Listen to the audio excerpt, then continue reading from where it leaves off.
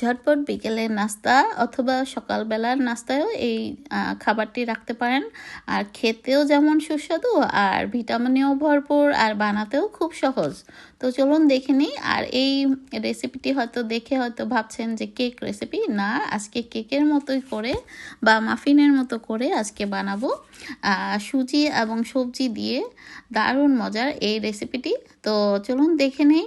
আসসালামু আলাইকুম এভরিওয়ান, কেমন আছেন সবাই? তো নিয়ে আসলাম দারুণ মজার সুজি দিয়ে তৈরি এবং কিছু সবজি অ্যাড করেছি, আর সঙ্গে ডিম, কাঁচামরিচ, আলু কুচি, তারপরে ক্যারট, ধনেপাতা, কাঁচামরিচ, এই তো এই সমস্ত কিছু দিয়ে একটা ডিম দিয়ে এটাকে খুব ভালো মতো মিক্সড করে নিচ্ছি। দিয়েছি পরিমাণ মতো লবণ, সামান্য একটু চিনি আর দু রকমের সুজি, একটু মিহি দানা সুজিটা আর দিলাম একটু বড় দানাদার যুক্ত সুজি, মানে দু রকমের সুজি আমি এখানে অ্যাড করেছি। আপনারা সবজির জায়গায় এখানে ক্যাপসিকামটাও অ্যাড করতে পেরেছি। আর দিয়ে দিলাম সামান্য পরিমাণে কুসুম গরম পানি। তো সমস্ত কিছু দিয়ে একটু সামান্য একটু তেলও অ্যাড করেছি, খুব বেশি কিন্তু তেল দেওয়া লাগে না। তো এই তো খুব ভালো মতো মিক্সড করে এটাকে আমি আধা ঘন্টার জন্য রেস্টে রেখে দেবো, অথবা 10 মিনিট রাখলেও কোনো সমস্যা নেই। তো আমরা যে কাপ কেকগুলো বানিয়ে থাকি সেই বাটির মধ্যে আমি নিয়ে নিয়েছি, একটু তেল ব্রাশ করে নিয়েছি প্রথমে, তারপর অল্প অল্প করে দিয়ে দিচ্ছি। একদম সমান হয়েছে 6টাই।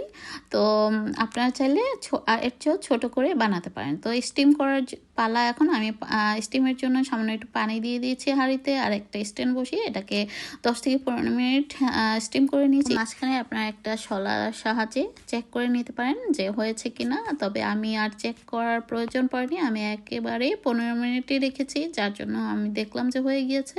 তো যখন ঠান্ডা হবে তখন এটাকে আস্তে আস্তে নাইফ অথবা হাত দিয়ে উঠিয়ে নেবেন। তো হয়ে গেল দারুণ সুস্বাদু সুজি আর সবজি দিয়ে তৈরি সুজির ভাপা পিঠা অথবা মাফিনও বলতে পারেন।